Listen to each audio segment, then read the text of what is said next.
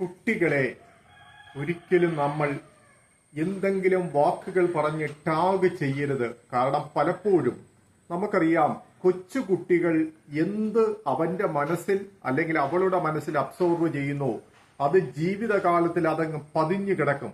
പലയിടത്തും കുട്ടി പഠിക്കില്ല, ആഹാരം കഴിക്കില്ല, മോശമാണ്, മറ്റുള്ള കുട്ടികളുമായി താരതമ്യപ്പെടുത്താൻ, ഇതൊക്കെ അപകടകര. ആ കുട്ടിയുടെ ഭാവിയെ വളരെ ഗുരുതരമായി ബാധിക്കുന്ന ഒരവസ്ഥയാണ്.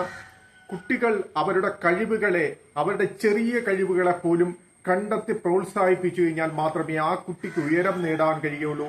ആ കുട്ടിയെ സ്വപ്നം കാണുവാൻ പ്രേരിപ്പിക്കണം. കുട്ടികളിൽ എന്തെങ്കിലും വീഴ്ച കാണുകയാണെങ്കിൽ അത് കുട്ടിയിലുണ്ടായതല്ല, അച്ഛൻ, അമ്മ, അധ്യാപകർ, രക്ഷകർത്താക്കൾ, സമൂഹം എന്നിവയിൽ നിന്നും പകർന്നു കിട്ടിയതാണ്. ആ കുട്ടി ജനിച്ചപ്പോൾ ഇതൊന്നും കൊണ്ടുവന്നതല്ല.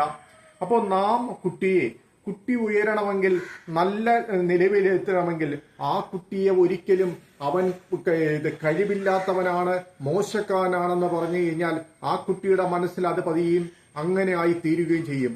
ഒരു കുട്ടി പഠിച്ചില്ല എങ്കിൽ അല്ലെങ്കിൽ പരാജയപ്പെട്ടു കഴിഞ്ഞാൽ അത് പ്രോത്സാഹനം കൊടുക്കണം. ആ പരാജയം നല്ലതിനാണ്, അത് വിജയത്തിന്റെ മുന്നോടിയാണ്. പരാജയം എന്ന് പറയുന്ന പാഠം പഠിച്ചു മുന്നോട്ട് പോകാനാണ്. ലോകത്ത് വിജയിച്ചവരെല്ലാം ആയിരക്കണക്കിന് തവണ പരാജയപ്പെട്ടിട്ടാണ് വിജയം കൈവരിച്ചത്. ആ കഥകൾ കുട്ടികളെ പറഞ്ഞു കൊടുക്കണം. അങ്ങനെ കുട്ടികൾ വലിയ ഉയരങ്ങളിലെത്തിക്കും.